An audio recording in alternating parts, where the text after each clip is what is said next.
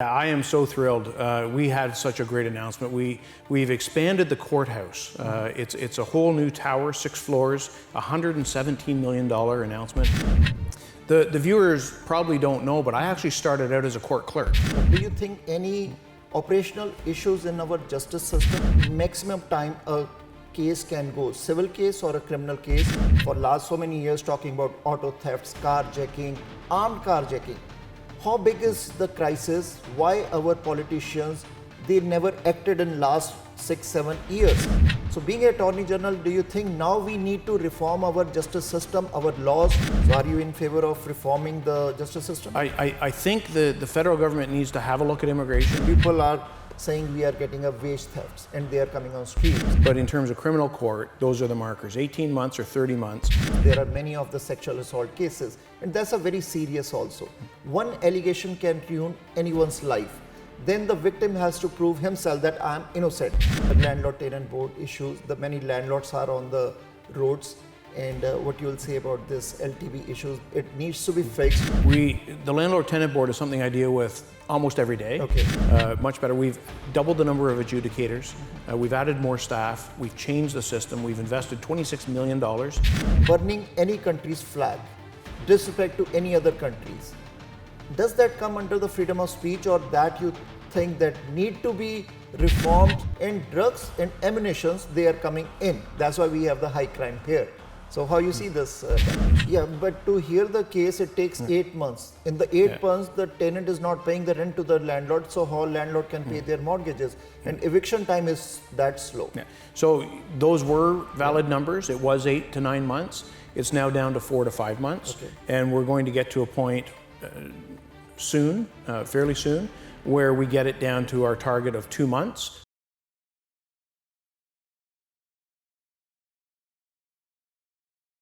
ਸਵਾਗਤ ਹੈ ਸਾਡੇ ਨਾਲ ਸ਼ੋਅ 'ਚ ਓਨਟਾਰੀਓ ਦੇ attorney general honourable Doug Doni ਮੌਜੂਦ ਹੈ।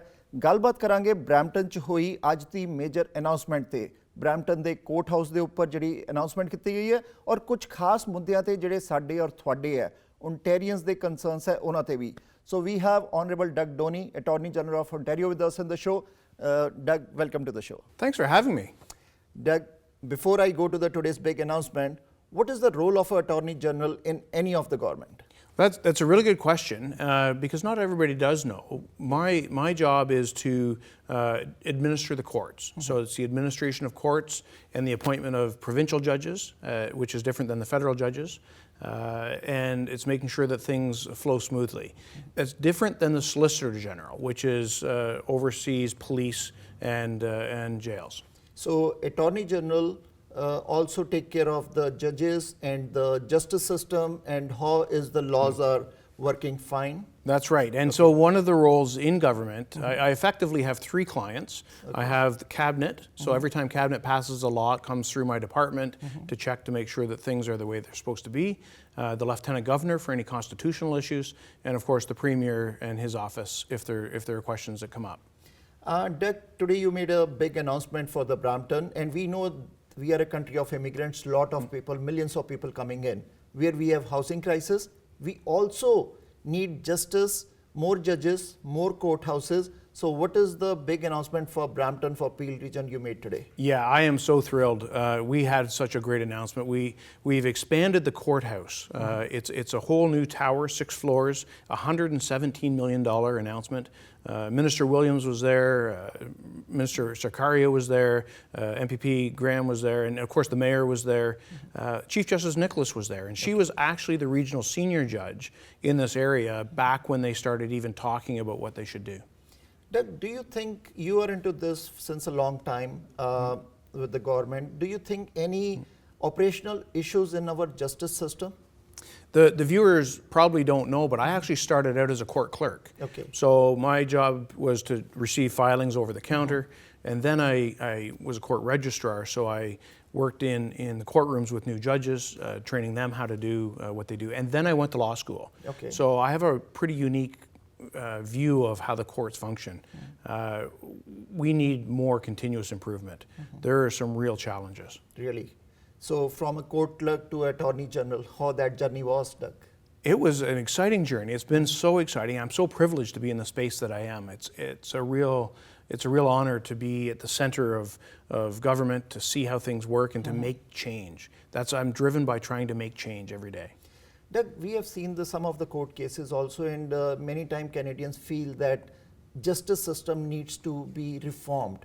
They think that they are not getting justice in time. There are so much of delays. And do you think that there are deficiencies in this system? And being Attorney General, what change you want to bring in it? Yeah, that's a big question. There's a lot of change going on right now. And since I've come into this position 4.5 years ago, I've driven a lot of change, whether it be technology, how we do things, or even what we do. I can tell you, so Brampton was the seat of a famous case called Askov. Okay. And Askov was a case that caused tens of thousands of cases to be kicked out of the system for delay. And that was decades ago. We have inefficiencies in the system that we've been addressing because that is unacceptable. People expect when cases come forward that they're going to be heard and the resources have to be there. So we have done several things. We've put technology into the system. We're doing what's called court digital transformation. We're wiring the courtrooms. We're equipping the participants, whether it be Crown prosecutors, defense lawyers, judges, with the tools they need to do what they need to do. The Supreme Court said we have to have trials within 18 months at the Ontario Court or within 30 months at the Superior Court. That's our marker. We have to hit those marks.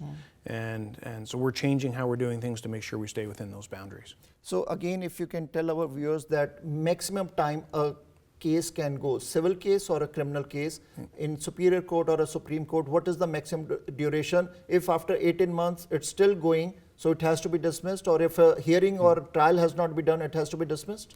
If criminal court, so not the civil and not the family, and not the small claims, but in terms of criminal court, those are the markers, 18 months or 30 months.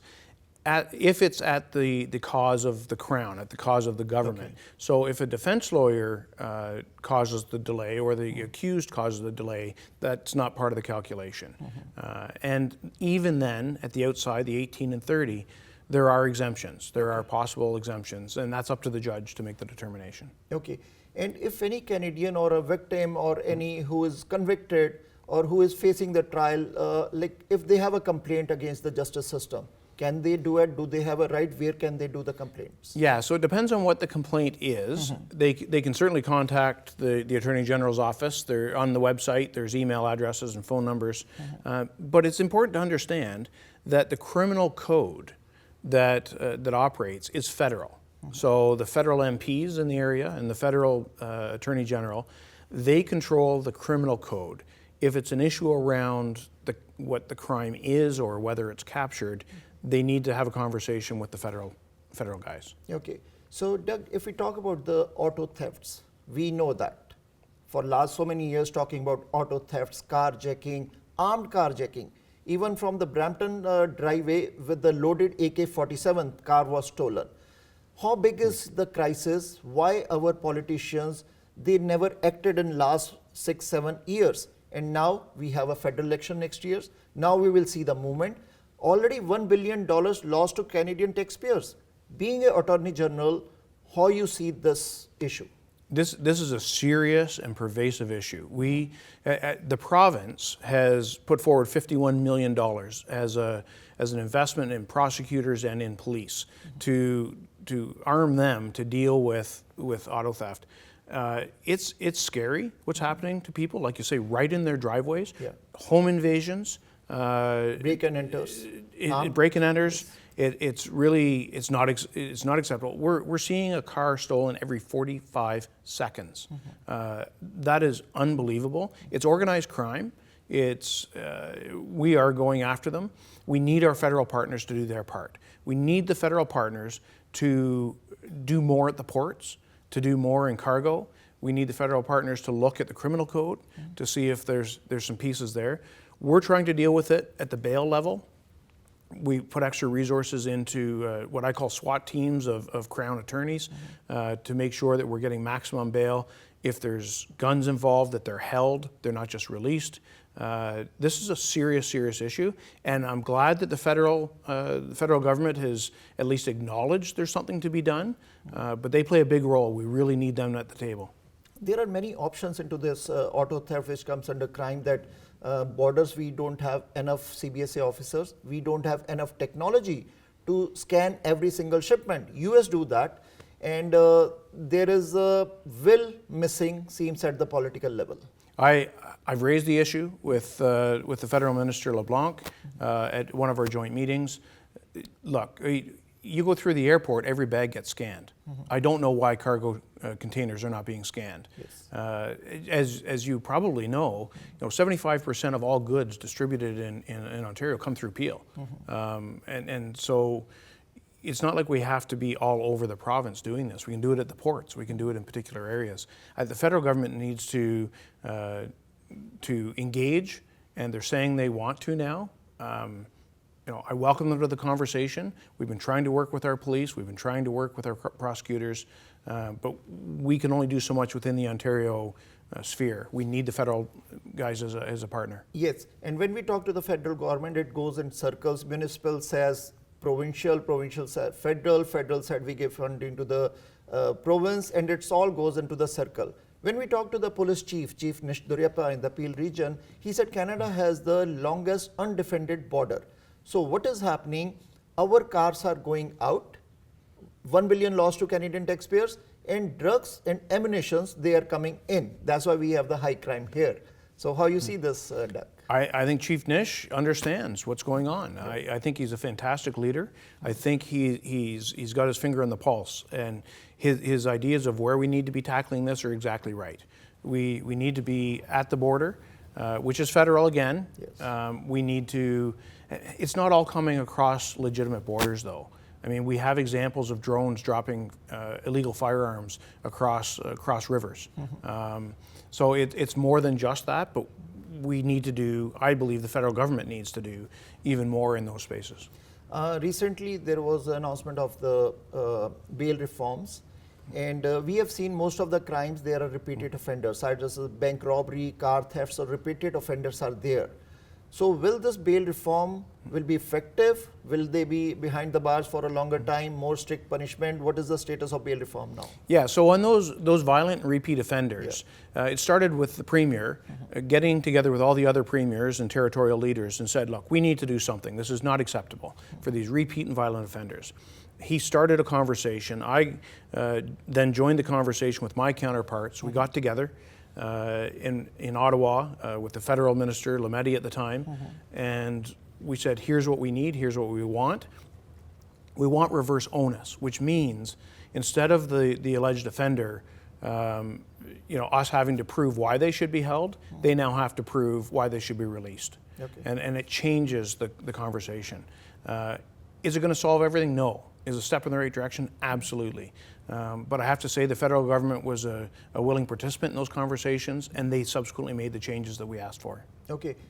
In last few years or more than that, we have seen that the quality of immigration we are getting into the country is not that great.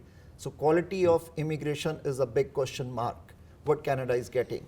So for that, being Attorney General, do you think now we have more people, and even if I talk about the forged documents people are giving to enter Canada, fake marriages, the criminals, the gangsters, that's why we have extortions here. So being Attorney General, do you think now we need to reform our justice system, our laws, because now Canada should not be a soft state? Otherwise, we have seen these all reasons we talked, the crime, carjacking and national crisis, gang mafia, and biggest source of car theft is Canada. So being on that position, how you see, do we need to change our legal system, our justice system, our law? I think people expect their communities and their fellow citizens to follow the laws. Yes. The great majority, of immigrants come here because they see opportunity, because they want to be part of the community fabric that we have, whether it be local community or across the province, and that cuts across all lines. Everybody wants people who are following the rules, and by and large, most people are. So are you in favor of reforming the justice system? I think the federal government needs to have a look at immigration. We have asked, and we have been successful in having some control over the kinds of immigration that we're doing, skills-based, because we have a skills shortage here, and that's going to affect everything from our 1.5 million housing target to everything else. Do we need reform? We need constant reform. We have to be looking at what we're doing, why we're doing it, how it's working. I just really, we have to be careful around what's federal and what's provincial. We're doing everything within our boundaries. So did you give recommendations to any federal government or the provincial government about these proposed changes or something, or you will do that? Yeah, so I know that the Minister of Labour has had conversations about the kinds of immigration that we would like to see come in Ontario. I'm focused on the administration of the law, of the court system. Yes. So that's sort of not my lane in terms of the quality of immigration. But I can tell you when people get here, regardless, they need to be held to account for whatever it is that they're doing or not doing. Under labor laws, the courts are there to listen employer and employee sides. But nowadays, with that kind of immigration, the people are saying we are getting a wage thefts, and they are coming on streets. And last so many years, we have seen the streets are full of these people, the employees, that we got a victim of wage theft. So why don't they go to the court? If government don't see that, labor minister don't see that, why they are on the roads asking their wages, even minimum wages are being targeted by the employers also many times. So there are some resources that they can access to dig into that. The legal aid clinics, and there's the Mississauga Clinic and others, are very good at helping people articulate what their concerns are and advocating for them. We need to connect people with those resources so that they're not having that experience. So extortions, the new trend across the Canada going on. Now they have an extortion task force. On that also they said overseas people, they entered Canada and now they started the extortions thing. So first thing, our government never checked on the border who is entering forged documents again, because the crime rises with this. So again, the federal government needs to do its job on the border. Once they're here, we need to make sure the police and the prosecutors have the tools they need to be able to combat it if it comes in. Okay. If we talk about the sexual assaults cases, there are many of the sexual assault cases, and that's a very serious also. One allegation can ruin anyone's life. Then the victim has to prove himself that I'm innocent. Whole system goes against the victim, that he's a victim, he's a culprit. Now you have to save yourself, prove yourself that you are innocent. So do we need a reform into that also? Do you have that these things are also going on in the justice system? So my approach to that, rather than get into the content of the individual allegation, is to make sure that we have a system that can hear it, that we have judges that are fair and balanced, that we have judges appointed to the court so that we have the capacity, that we have court workers there, that we have crowns, and that we have all of the pieces of the system working properly so that the hearing, the trial, as it were, is fair, that it's fast, it's accessible, and that we get to wherever the truth is. Then again, the landlord-tenant board issues. The many landlords are on the roads, and what you will say about this LTB issues, it needs to be fixed because our landlords or tenants should not be on the roads. The landlord-tenant board is something I deal with almost every day. Okay. We're almost there. We're doing much better. We've doubled the number of adjudicators. We've added more staff. We've changed the system. We've invested $26 million into a new back-end system. The thing that we inherited from the previous Liberal government was barely functioning, and really is the root of a lot of our problems. We've solved that piece. We're adding other parts. I know the landlords and the tenants, again, need a fast, accessible, fair hearing. The order writing was a bit slow. That was one of the problems. They could have their hearing, then they didn't have their order.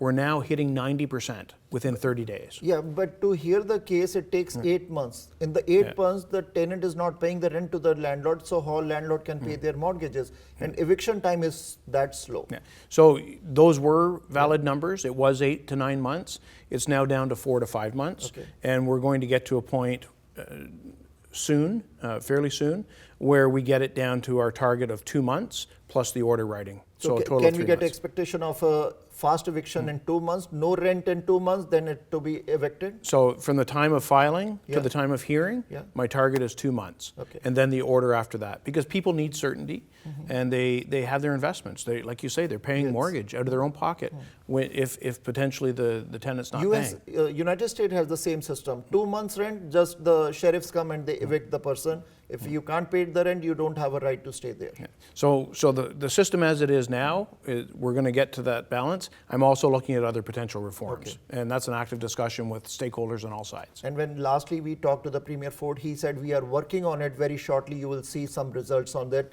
So we want to hear, Doug, from you, because many landlords across Ontario, they expect that our government should act on this. Yeah, and so we are acting. We're making measurable progress, and we will get to meet a service standard that people expect and deserve.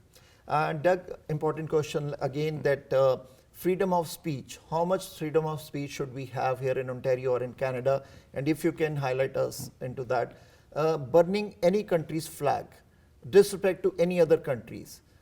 Does that come under the freedom of speech, or that you think that need to be reformed, change, punishment, criminal activity? Because if any other country burn US flags or Canada flag, we will act, we will tell that country don't get it happen. So what are your thoughts on this? So yeah, freedom of speech is fundamental.